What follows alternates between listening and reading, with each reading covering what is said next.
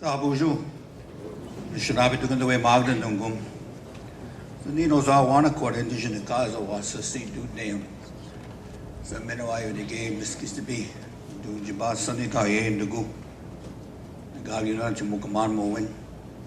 I'd like to say a couple words. I want to thank Deep Bucko for his words and start this off here, and thank Larry for asking me to come here and sort of say something about the tribal court. Just want to recognize all of our tribal court judges. There's many that have been on the bench for many, many years, and to recognize all of them. There's been a lot of the judges have done a lot of different things there. So I just want to recognize all those tribal judges there too. Before we begin though, I know you've been sitting here all morning, all day yesterday, I guess for some of you have been here 2 days. So if you've been here all this morning, you've been sitting down for a long period of time. And when people sit down a long time, when my uncle said that when you're addressing people, always remember and be aware that since they sit down a long time, that if you talk a long time, that one syndrome might occur, and that is called the flat butt syndrome. That they're sitting down so long that their diash, their rear end, tends to get flat. So he said you always remind them to, when they get up, to stand up and jump up. And when you jump up, the roundness should pop back out. But in case it doesn't, that means you can't blame Gliftwick. You probably came here that way, so it's probably already flat already. So when you get up, jump around, so in case that you do have that FB syndrome.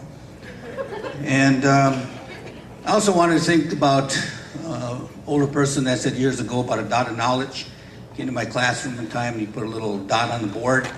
And he said, he made a little small dot, and he said, this is how much I know. I don't know very much.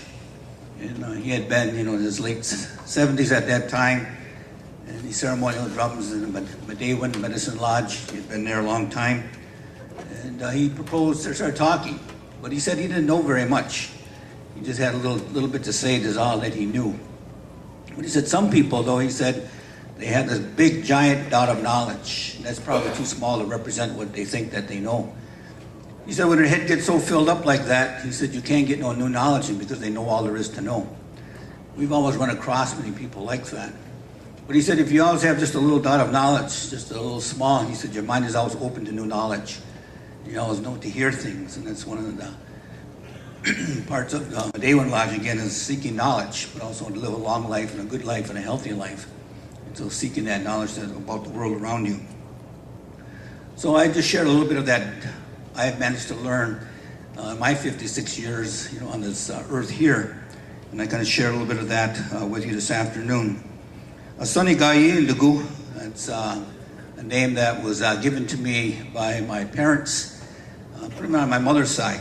My uncle, my mother's older brother, he was in the United States Marine Corps. And he was killed on Minwaajimo, the 5th day in 1945. And his name was Sonny. And after he got killed, he was 18 at that time. And after he got killed, the old people at Bad River here called my grandmother. And they told her to come to a ceremony. And at that ceremony, they saw that she would have a grandson who would be born and not too in the future. And that grandson, like her son, would go west like her son and go over the ocean like her son in the west and go over the Western Ocean and would go to a war. And that would happen when he got to that age. And they wanted her to come to their ceremony to make sure that he comes back. And so that's what they had told my grandmother. So when I turned 18, I was the first grandson that was born. So my relatives then remembered that sort of that prophecy, what the old people said, and started calling me Sonny. That became my name, what they would refer to. My grandmother never called me Sonny. She always called me Jimmy because her Sonny was killed in World War II. And so she basically then always called me Jimmy from that point on. But that's where Sonny came. It's part of a cultural identity, part of who we are as Indian people. And I wanted to just kind of say those things there too, because that's important about what sovereignty is, what these treaty rights mean as individuals. And we think about this sense of empowerment and cultural self-confidence and about who we are and how we see each other. the things that we do to embrace that and empower that. And I guess one of the things when you think about, for myself here, and thinking about, being a judge here on Bad River for 25 years.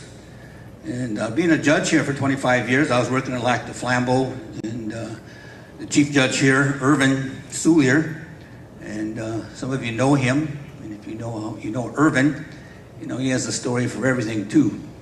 And I see him at Lac de Flambeau, and he approached me and he said, "Why don't you think about being a judge?" I said, I'm too young to be a judge. I never thought about being a judge. And he said, "Why don't you?" And he said, "I don't know." He's always joking around. And so I figured he was just joking around. And he brought it up again. And so he said, "Why don't you do that?" So I did do that. I did put that in there, and they did the nomination, and the tribal council then voted for me to be a tribal judge at that time. But I think about Irvin, in a sense too, that was a story. I always think about Irvin in that sense, being a veteran. We met in Vietnam while we were there in a place called Phu Bai. And I walked, when I was going to the PX, when the PX usually got real stocked and all the bases, all people would come in to get to the PX to try to get something there because they would run out of stuff there and supplies real quickly. So I was in line waiting to get into the PX. And I noticed there was an Indian guy. He was kind of standing against like one of these poles like this here in the middle here. And he had these like real dark glasses on. He was real dark. And he was standing there, real stoic. He looked like one of those cigar store Indians there, And I looked at him and I seen him. And I said, "That guy reminds me of somebody," but I just couldn't place him though. So I went into the store and I came back to the PX and came out on the other side. And I was walking by there and he was still standing there. He was still real stoic, looking straight forward. And I walked by him and I looked at his name tag and I seen Soulier. And I thought, I know who that is. It's Irvin Soulier. So I stopped by him and I stood next to him. I said, "Are you Indian?" He just kind of didn't look at me. He just kept looking straight forward. And he just said, "Yeah." Didn't say anything else. And I knew who he was, but he was being real, I don't know how you want to call it, but he wasn't looking at me. He saw himself. He was in a helicopter. So he was just standing there looking straight and being non-responsive, real stoic, So I knew that was him. So I said, "You from around the Great Lakes area?" He said, "Around there." And he still wouldn't be specific. So then I said, "Hey, is there a place up there called Duluth?" "Yeah." Still, he said he wouldn't say anything, I said, "That's on Lake Superior, ain't it?" And, he said, "Yeah." And he's playing his game right down to the end. So I said, "Isn't there another town called Ashland around there?" And he kind of turned his head and looked at me real briefly. "Yeah, I know where it's at." Still wouldn't say anything, in a hurry. So I looked at him and then I said, "Hey, did you ever hear of a place called Odana?" He stopped me, lifted them shades up, and looked at me. "Yeah." And then he looked at me and then recognized him. We started talking. He started goofing around. When we came back from Vietnam, we were at a wedding. Irvin was sitting there, and a lot of the old veterans from World War II were still living at that time.